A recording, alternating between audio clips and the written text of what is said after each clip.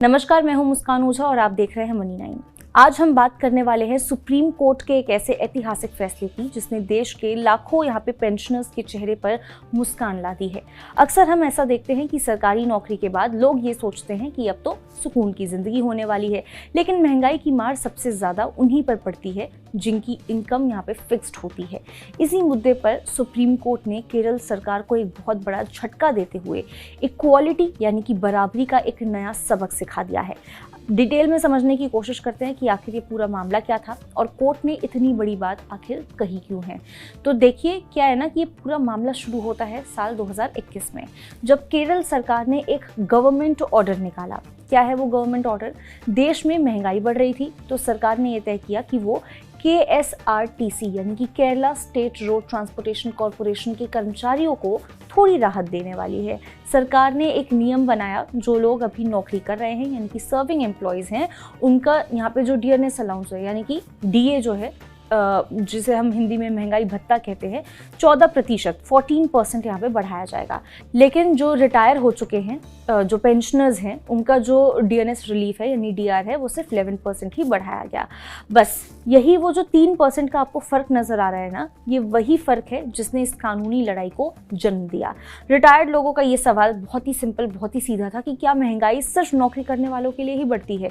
क्या पेंशनर्स के लिए बाजार में चीज़ें सस्ती मिलने लगती हैं? पेंशनर्स इस जो भेदभाव है उसके खिलाफ केरल हाई कोर्ट पहुंच चुके और उसके बाद शुरुआत में एक सिंगल जो जज हैं वो उनकी दरख्वास्त खारिज कर देते हैं।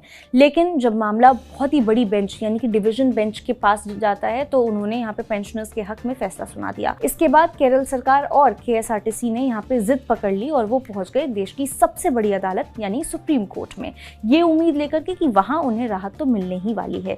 बस जस्टिस मनोज मिश्रा और जस्टिस प्रसन्ना B बराले जो हैं, उनकी बेंच में इस अपील को सुनते हुए ही खारिज कर दिया गया। देखिए, जस्टिस मिश्रा ने यहाँ पे फैसला लिखते हुए बहुत ही बड़ी बात कही है। उन्होंने कहा इक्वालिटी यानी कि समानता एक यहाँ पे डायनेमिक कॉन्सेप्ट है, इसे पुराने और दकियानूसी नियमों के इसके जरिए कैद नहीं करना चाहिए। समानता और मनमानी जो है वो एक दूसरे से सबसे बड़े दुश्मन हैं। कोर्ट ने ये चीज़ साफ कही है कि रूल ऑफ लॉ में किसी राजा की मनमानी नहीं चलती, बल्कि संविधान यानी कि कॉन्स्टिट्यूशन चलता है। यहाँ पे कोर्ट ने संविधान के आर्टिकल 14, आर्टिकल 14 जो कि बराबरी का अधिकार आपको देता है, उसको समझाते हुए कहा कि सरकार भेदभाव तभी कर सकती है जब वो यहाँ पे दो शर्तों को पूरा करे। इंटेलिजिबल डिफरेंशिया यानी कि क्या दो यहाँ पे जो ग्रुप्स हैं उनके बीच में फ़र्क करने का कोई ठोस आधार है, और या फिर रेशनल नेक्सस, क्या उस फर्क का उस मकसद से कोई लेना देना है जो सरकार हासिल करना चाहती है। कोर्ट ने कहा यहाँ दोनों ही शर्तें फेल हो जाती हैं। महंगाई का दबाव यानी कि इन्फ्लेशनरी प्रेशर जो है वो एक नौकरी पेशा और एक रिटायर्ड इंसान दोनों पर इक्वल फोर्स यानी कि बराबर ताकत से असर देता है। आप कोई भी देख लीजिए, भले ही आप रिटायर हो चुके हों, भले ही आप नौकरी पेशा वाले हो, अभी भी आपकी नौकरी हो, आपको बाहर भाजी तरकारी जो भी आप खरीदने जा रहे हैं, मेडिसिन खरीदने जा रहे हैं, चीज़ें खरीदने जा रहे हैं, आपको या फिर जो पेंशनर हैं जो रिटायर हो चुके हैं उनको सेम ही रेट पे मिलने वाला है। इसीलिए उनके भत्ते में यहाँ पे फ़र्क करने का कोई लॉजिक बनता ही नहीं है, कोई लॉजिक बैठता ही नहीं है। केरल सरकार ने कोर्ट में कहा कि उनके पास पैसों की बहुत कमी है, यानी कि फाइनेंशियल क्रंच का मामला चल रहा है थोड़ा, और इसीलिए वो सबको फ़ायदा भत्ता नहीं दे सकते। इस पर सुप्रीम कोर्ट ने बहुत ही क्लियर स्टैंड लिया। कोर्ट ने कहा कि माना कि पैसों की कमी एक वजह हो सकती है जिसकी वजह से आप पेमेंट देने में देरी कर रहे हैं, डिले कर रहे हैं, लेकिन आप पैसों की कमी का बहाना बना करके दो बराबर के लोगों के बीच में डिस्क्रिमिनेशन नहीं कर सकते।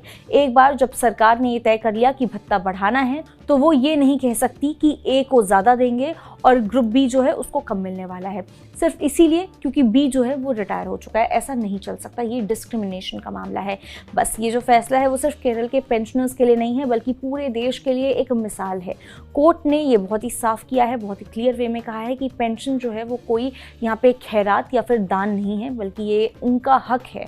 और जब बात महंगाई से लड़ने की आती है तो सरकार को सबको यहाँ पे एक ही नज़र से देखना होगा। तो देखिए, इस फैसले से ना ये साफ हो जाता है कि संविधान की नज़र में हर नागरिक बराबर है, चाहे वो कुर्सी पे बैठा हुआ हो या घर पे रिटायर होकर सुकून की ज़िंदगी जी रहा हो। आपका इस बारे में क्या सोचना है, क्या कुछ है आपके थॉट्स, आप हमें कमेंट करके ज़रूर बता सकते हैं।